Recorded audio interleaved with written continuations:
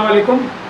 आप सभी लोगों को आज हमने इसीलिए गुजारिश की कि एक बहुत ही महत्वपूर्ण विषय जिस पे हमारे देश के प्रधानमंत्री खुद देश को एक बार फिर गुमराह करने के लिए एक स्वच्छ भारत दिवस बनाते हैं, स्वच्छता अभियान शुरू करते हैं, जो कई साल पहले उन्होंने शुरू किया था।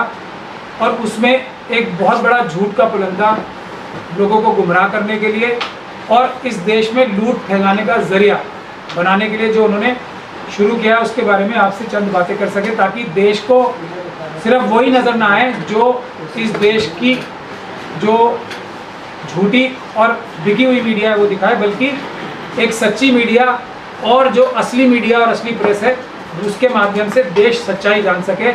इस स्वच्छ भारत मिशन की असली सच्चाई क्या है। स्वच्छ भारत मिशन भी जिस प्रकार की इनकी बाकी सारी स्कीम्स हैं, उसमें सबका साथ, सबका विकास और सबका विश्वास और सबका प्रयास के नारे देके दरअसल ये सबका सत्यानाश और सबका सर्वनाश कर रहे हैं। उसकी एक बड़ी मिसाल, और शर्म भी नहीं आती इन लोगों को, ख़ास तौर पे इतने बड़े पद पे बैठ के, कि कम से कम उन लोगों के साथ तो ऐसी ज्यादती ना करें जिनकी वजह से जो इस देश की रीढ़ की हड्डी है और जिनकी वजह से ये देश खड़ा है, और वो हैं देश के हमारे सफाई कर्मचारी। आप सब लोगों से और देश की जनता से हम एक बुनियादी सवाल पूछना चाहते हैं कि इस देश में स्वच्छ भारत मिशन को कौन कामयाब बनाएगा? क्या प्रधानमंत्री बनाएंगे रेस कोर्स में एसी कमरों में बैठ के, या अमित शाह जी बनाएंगे अपने घर में, एक फॉर्मर प्राइम मिनिस्टर साहब के घर में रहकर एसी कमरों में रहकर? कौन बनाता है इस देश का स्वच्छ भारत मिशन? एक ही कम्युनिटी हमारे देश की है जो इसको सफल बना सकती है, और वो है हमारी जो सफाई कर्मचारी की कम्युनिटी है।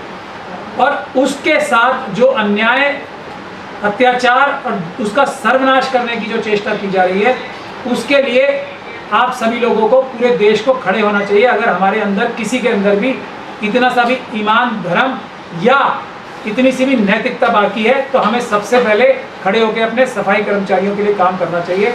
इस देश में स्वच्छता अभियान के नाम पे हजारों करोड़ खर्च हो चुके हैं, लेकिन वो ज्यादातर खर्च हुए हैं प्रधानमंत्री साहब की और दूसरे उनके जो कैबिनेट के सहयोगी हैं उनकी पब्लिसिटी करने पे। जो हमने आज से कई साल पहले जो हमने आंकड़े निकाले थे, उसमें करीब 1200 करोड़ से ज्यादा प्रधानमंत्री साहब की सिर्फ पब्लिसिटी पे खर्च हुए थे।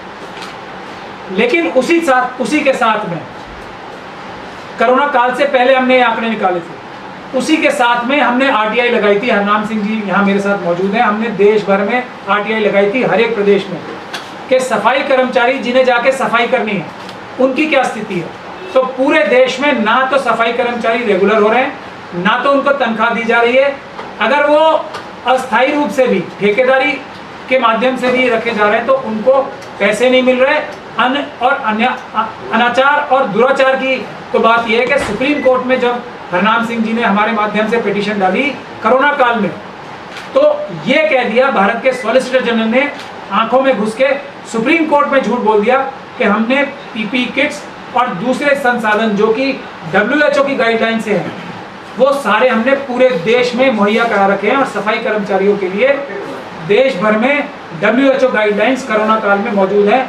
ये सरासर झूठ था। इसके नाम पे भी हर एक सरकार ने देश की पैसे चुराए हैं, लेकिन सफाई कर्मचारी हमारे बगैर पीपी किट के, बगैर तनख्वाहों के, बगैर किसी ट्रांसपोर्टेशन के कोरोना काल का भी मुकाबला किया।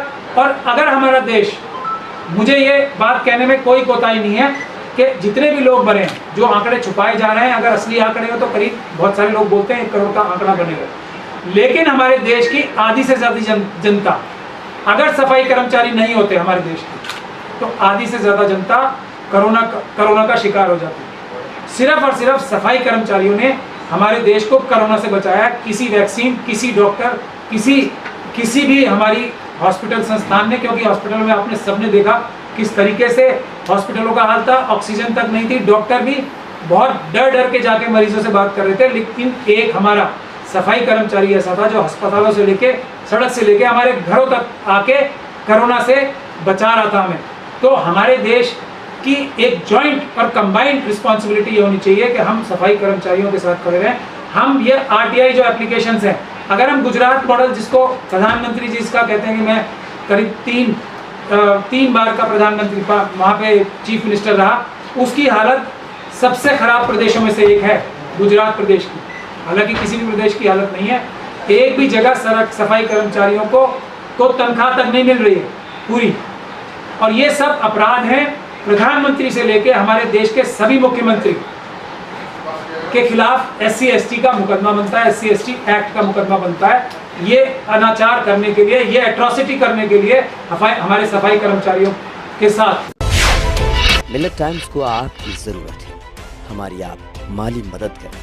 हर महीने सिर्फ 100 रुपये और 1 साल के लिए एक साथ सिर्फ 1000 रुपये। रकम भेजने के लिए यहाँ दिए गए फोन पे, गूगल पे और पेटीएम नंबर का इस्तेमाल कर सकते हैं।